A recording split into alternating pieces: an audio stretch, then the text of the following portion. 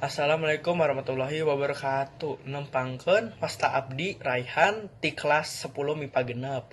Ayeuna urang teh rek ngadongeng nu judulna teh Curug Sindulang. Desa Sindulang teh geus aya ti baheula keneh ti zaman prasejarah atawa animisme jeung dinamisme.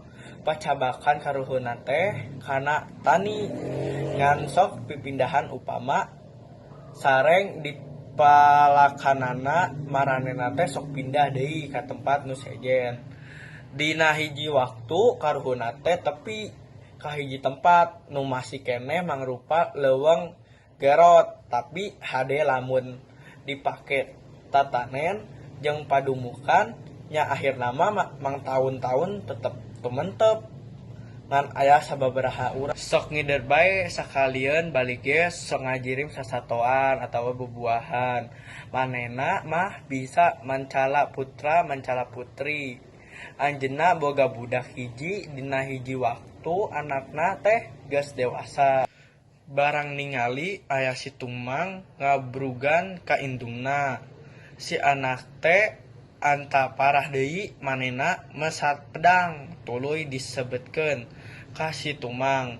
Antukna si tumang teh pinggih Nyi Jambe larang ngarasa sedih ka ayana eta kajadian teh.